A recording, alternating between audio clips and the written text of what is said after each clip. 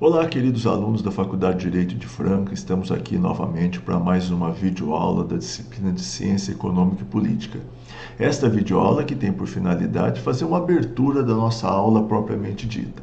Nós estamos estudando o tópico que trata dos princípios gerais da atividade econômica. Nesse tópico, nós já estudamos os princípios gerais da atividade econômica, do artigo 170 da Constituição, e agora nós veremos o tratamento protecionista para a empresa brasileira de capital nacional e logo a seguir o papel do Estado na ordem econômica. Nós vamos dar início a esse tópico. Lembrando, nós estudamos o artigo 170, os 9 princípios gerais da atividade econômica, e agora nós vamos entender essa questão do tratamento protecionista. Primeiramente, eu queria lembrar para vocês que nós teremos um tópico em que nós estudaremos profundamente essa questão de protecionismo. Protecionismo nada mais é do que proteger a economia local da concorrência externa. Isso é protecionismo. E nós vamos entender essa questão mais detidamente, os conceitos de protecionismo, lá na frente. Outra coisa que eu gostaria de comentar com vocês é o seguinte: quando foi elaborada a Constituição Brasileira, em 1987, que foi promulgada em 1988, naquela época o Brasil já tinha muitos partidos, muitas correntes partidárias, não tanto quanto hoje. E aí, muita gente, muitos dos parlamentares ali, queriam colocar as suas conquistas, aquilo que eles achavam interessante, as suas bandeiras, colocar dentro da Constituição. E era muito difícil contemporizar o interesse de tantos grupos diferentes. E aí o que acabou acontecendo de uma forma ou de outra na nossa Constituição? Foram colocando de tudo lá. Eu vou até repetir uma frase do ministro Barroso, quando ele esteve aí na faculdade, aí, nos dando uma palestra, nos brindando com uma palestra. Ele falou assim: a nossa Constituição parece o posto Ipiranga, ela tem de tudo. Então foram colocando tudo quanto é coisa lá, muita coisa interessante, muita coisa boa, mas muita coisa que não tem nada a ver também. E uma das coisas foi essa, eles, afrontando os princípios da livre concorrência e o moderno direcionamento da economia de mercado, eles colocaram no artigo 171 um item bastante polêmico. Eles colocaram uma distinção entre empresa brasileira e empresa brasileira de capital nacional.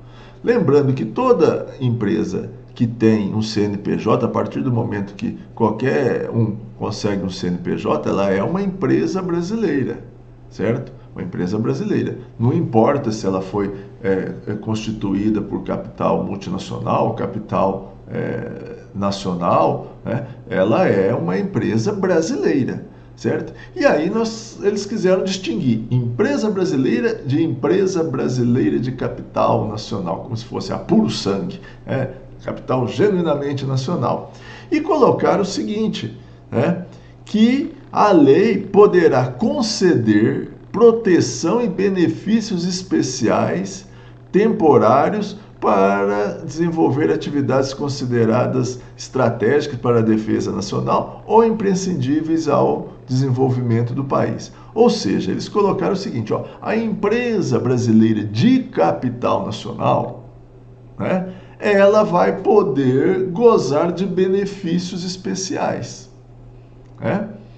E permitir ainda a adoção de outras condições e requisitos, como o controle das atividades tecnológicas da empresa, imposição de percentuais de participação no capital de pessoas físicas domiciliadas residentes no país ou entidades de direito público interno. Ou seja, fazia uma distinção enorme entre uma e outra. Algo que não se faz em lugar nenhum do mundo, E aquilo tratava-se de medida altamente protecionista. Vou dar uma proteção especial para as empresas brasileiras de capital nacional. Exatamente no momento da globalização, da economia de mercado, que se impõe cada dia mais. Então, eles quiseram fazer essa distinção. Pode parecer soar romântico, soar bonito uma medida como essa, mas é altamente polêmica e é altamente protecionista, né? Imaginem, por exemplo, qual empresa multinacional vai querer vir amanhã depois se instalar num país como o Brasil, sabendo que a sua concorrente vai gozar de uma situação privilegiada, algo que não tem o menor sentido, né? Algo dessa natureza, mas colocaram na Constituição, né? Colocaram isso na Constituição, nunca foi regulamentado, né? Mas colocaram isso na Constituição. Imaginem, por exemplo, como diferenciar uma empresa brasileira de capital nacional, né, de uma empresa brasileira. Até uma Petrobras, que é a maior empresa brasileira, né, tem acionistas estrangeiros. Em que rol ela se enquadraria? Né? Empresa brasileira de capital nacional ou empresa brasileira? Imaginem a dificuldade de se fazer, de se imaginar isso, né? Imagine a dificuldade de empresas o tempo todo mudando a sua participação societária, né? Como que isso soaria no restante do mundo, né? O que aconteceria com as empresas que estão aqui, né? Quer dizer, é algo que pode parecer romântico, bonito, isso e aquilo, mas que não faz o menor sentido nesse mundo globalizado que nós estamos, né? As empresas têm que gozar de isonomia, assim acontece no lugar, em qualquer lugar no mundo, certo? E as empresas aqui no Brasil, certo, atualmente gozam dessa isonomia. Tem muita gente que fala assim, pô, o BNDES está emprestando dinheiro para determinado grupo estrangeiro, né? Ora, se é um grupo estrangeiro que tem sede no Brasil, tem empresa aqui no Brasil, e o BNDES lança uma linha de crédito, tem que ser para todo mundo, né? Desde que a empresa esteja legalmente constituída sobre as leis brasileiras. Assim funciona no Brasil, assim funciona em todo lugar do mundo, né? Então,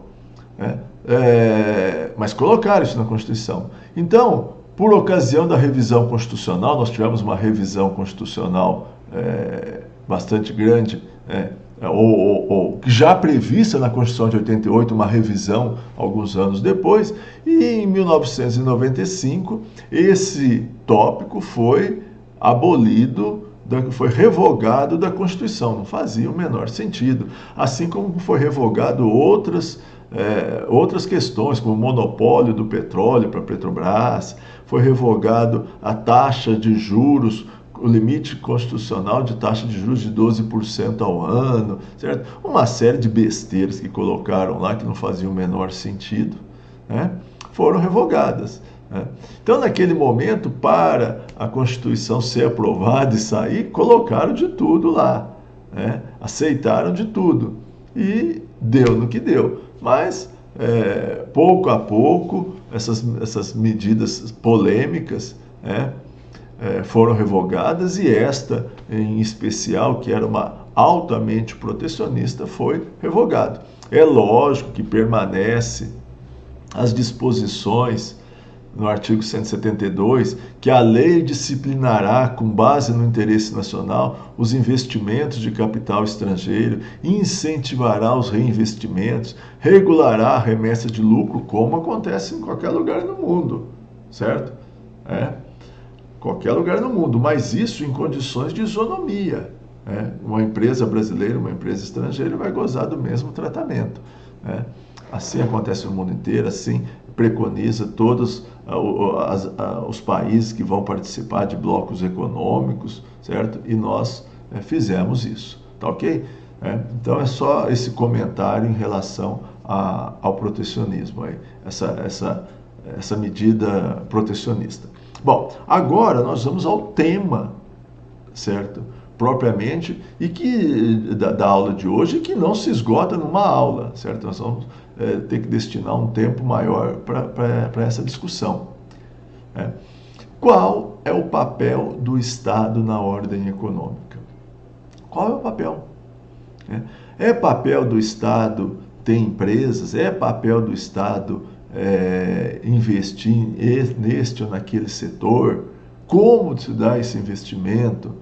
Isso é algo que, que no Brasil está sofrendo uma transformação muito grande, no mundo inteiro, aliás, principalmente a partir dessa onda neoliberalizante que, de certa forma, tomou conta do mundo a partir da Margaret Thatcher, do Helmut Kohl, do Reagan, certo? Essa nova ordem econômica mundial, certo?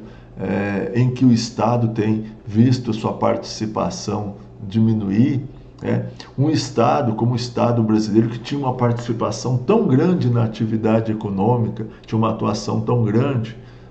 Então, essa é uma questão altamente, que dá uma discussão bastante grande, e é isso que nós estamos nos propondo a entender aqui qual é o papel do Estado na ordem econômica.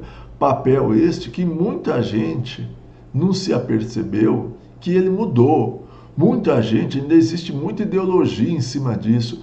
Privatiza, não privatiza, estatiza, não estatiza, o Estado deve fazer isso, o Estado deve fazer aquilo. Qual é o papel real do Estado? Muitos governantes nossos têm posições bastante ferrenhas em relação à participação do Estado. Você saiu de um governo que, por exemplo, rechaçava qualquer privatização para um Estado hoje que se propaga altamente liberal, que vai privatizar tudo, o que tem e o que não tem, certo? Qual é o real papel do Estado? Certo? Então, essa é uma questão, certo? Muito interessante de ser discutida e muito necessária, porque muita gente ainda continua acreditando que é papel do Estado isso e aquilo, certo? E como nós vamos tentar ver isso? É lógico que nós vamos falar das ideologias que estão por trás de tudo isso, mas principalmente nós vamos abordar o que está na nossa Constituição. Como que isso, qual é o papel do Estado brasileiro na ordem econômica que está na nossa Constituição? Lembrando que a nossa Constituição foi promulgada em 1988, a partir do momento que o mundo inteiro já estava nesse novo modelo que nós temos hoje, nessa nova ordem econômica mundial. E ele já incorporou, certo, algo que é moderno. Muita gente não se conforma, não aceita determinados posicionamentos com relação ao papel do Estado aqui ou acolá, certo? Então, ideologias à parte, que todo mundo deve ser respeitado e cada um tem a sua, mas é importante que a gente entenda o seguinte: se você não concorda com o que está aí, certo? Com o que está previsto na Constituição, forme uma maioria de 3/5, certo? Para mudar a nossa Constituição. Para mudar a nossa Constituição, porque essa é uma decisão soberana do povo brasileiro que está promulgada na nossa Constituição. Então vamos ler, vamos interpretar a nossa Constituição. Eu vejo, principalmente em debates presidenciais, muitos candidatos falando: se eu entrar eu vou fazer isso, eu vou fazer aquilo, eu vou fazer aquilo outro. Ele precisava de ler a Constituição e falar assim: eu vou tentar, ou pelo menos ter a decência ou a inteligência de falar assim: eu vou procurar mudar o que está previsto na nossa Constituição para ter um outro direcionamento.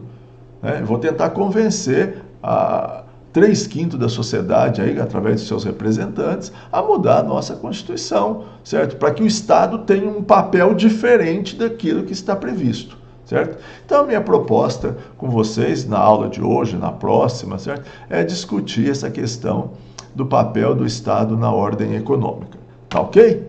Bom, nos vemos em instantes para discutirmos o que foi apresentado nessa videoaula com relação ao papel, as medidas protecionistas lá, certo? E darmos início a esse tópico relativo qual é o papel do Estado na ordem econômica. Tá ok? Muito obrigado pela atenção, nos vemos em instantes. Até mais.